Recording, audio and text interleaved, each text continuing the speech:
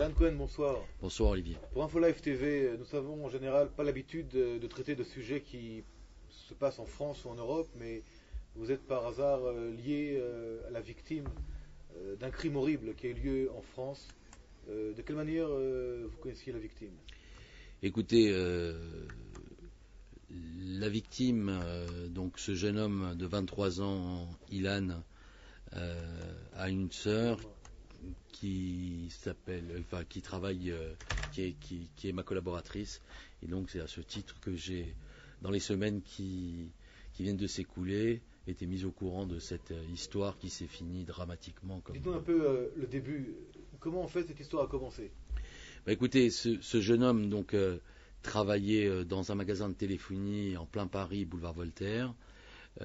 Une jeune femme avenante s'est présentée à la boutique, lui a donné rendez-vous. Il a malheureusement été à ce rendez-vous dont il n'est jamais revenu. Le rendez-vous a eu lieu le même jour? J'ai pas d'informations exactes à ce sujet, mais j'ai l'impression que ou le même jour, dans les quelques jours qui ont suivi. Donc on parle en fait d'une séduction. Voilà, la jeune femme aurait séduit Ilan et il aurait été la retrouver et apparemment serait tombé dans un guet-apens. D'accord. Et ensuite? Ensuite, il y a une demande de rançon qui a été faite aux parents. Par intermédiaire de téléphone, d'internet? Par l'intermédiaire par téléphone, et par SMS, il me semble, par SMS et par internet également. Et à un moment, on a pensé que les négociations aboutiraient et permettraient de livrer la rançon contre le jeune homme. Malheureusement, ça ne s'est jamais produit. Vous parliez à un moment donné peut-être d'une possibilité en fait que ce crime ne soit pas seulement un crime crapuleux. Que pense aujourd'hui la famille de la victime? Écoutez, je ne sais pas exactement ce qu'elle pense. Ce dont on peut s'étonner aujourd'hui, c'est que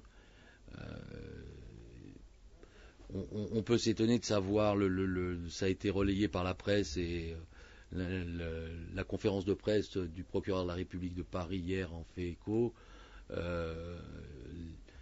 Ilan a été retrouvé menotté, bâillonné, torturé, brûlé. Pourquoi autant de sévices quand c'est un crime qui concerne la demande d'une rançon? Voilà, donc aujourd'hui, on est en droit de se poser des questions et j'espère que les auteurs de ce crime horrible seront derrière les barreaux rapidement et qu'on aura les réponses que nous attendons tous. La manière de tuer ressemble un petit peu malheureusement à des manières dont les terroristes intégristes tuent leurs victimes. Est-ce qu'il y aurait peut-être ici un lien en France d'un gang même criminel lié à des influences intégristes? On n'a aujourd'hui aucune information qui nous permette de conclure à ce genre de choses. J'espère que ce n'est pas le cas et nous comptons tous sur les autorités de la République compétentes pour aboutir aux conclusions et à nous donner la réalité des Vous connaissiez des la choses. victime? Je ne connaissais pas la victime, non. La sœur de la victime. La sœur de la victime. Quel a été le comportement de la famille durant ce mois? C'était un mois, je crois, de kidnapping en fait. C'était un mois. Quasiment un mois, oui. Et qu'est-ce qui s'est passé durant ce mois? Les personnes de la famille qui ont été en contact permanent avec les autorités policières chargées de l'enquête étaient restreints, donc les informations circulaient peu et on peut tout à fait d'ailleurs comprendre que la police a besoin de limiter les informations qu'elle donne pendant son enquête. Aujourd'hui, ces gens-là avaient pleinement confiance dans les autorités policières et pensaient que la libération d'Ilan aboutirait. Malheureusement, le fait qu'Ilan soit juif peut-être d'après vous avoir une influence sur la manière dont il a été tué? Écoutez, aujourd'hui, je pense que c'est une responsabilité que de s'engager pour dire que ce crime a été commis pour d'autres raisons que ce qu'on sait exactement. Donc, je ne m'aventurerai pas sur ce terrain.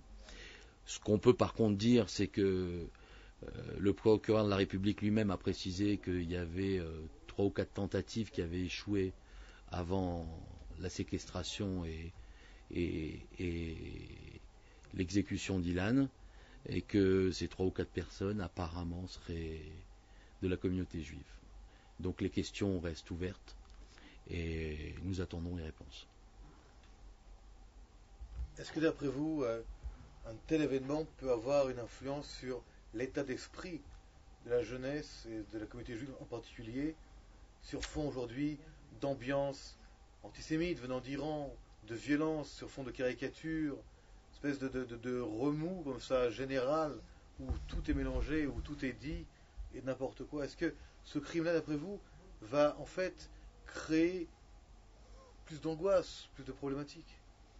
Il est clair que pour toute personne normalement constituée, ne serait-ce que même sans connaître les proches ou la victime, d'écouter cette histoire, chacun pense à ses enfants, à sa famille, et ça crée un mal-être absolument désarmant. J'espère qu'on n'en arrivera pas là, mais depuis quelques mois maintenant, parfois sur Internet, on diffuse des images terribles de torture, de mort, d'attentats qui ne sont même pas diffusés sur les ondes des télévisions internationales. On montre des exécutions même en Irak d'otages. Est-ce que d'après vous, vous qui êtes un père de famille, un homme également, donc le patron de cette jeune femme qui est la sœur de la victime, est-ce que d'après vous toute cette ambiance qu'on montre, qui est montrée par l'internet entre autres, n'influence pas des espèces de criminels qui vont au-delà des crimes connus jusqu'à aujourd'hui? On peut le craindre, et c'est pour ça qu'il faut rester, à mon sens, mesuré, attendre que les autorités policières et judiciaires fassent leur travail, et on espère qu'ils le feront très vite. On nous a dit qu'il y avait 100 enquêteurs chargés de cette affaire. On peut s'étonner de l'échec, malheureusement, après plus de 3 semaines de séquestration. Peu d'informations, en tous les cas, ont filtré en provenance des autorités policières. Donc, nous attendons que, en premier lieu, ils arrêtent les criminels et qu'ils nous donnent les explications, et qu'on puisse circonstancier réellement, avec des éléments objectifs, les mobiles de ces criminels. La France a été le théâtre pendant pas mal d'années, dernièrement, avec une amélioration depuis un an, le théâtre quand même d'incidents antisémites, d'ambiance antisémite. On parlait actuellement d'une accalmie. Est-ce que cet événement-là, même s'il reste dans le contexte d'un événement criminel, ne va pas réveiller les démons de tous les côtés? On peut le craindre. Effectivement, on ressentait depuis quelques mois une accalmie en France. Je crois que l'issue de cette affaire et le mobile de ces criminels donneront un signe sur un maintien possible d'une accalmie, ou au contraire une recrudescence d'un mal-être visant la communauté juive.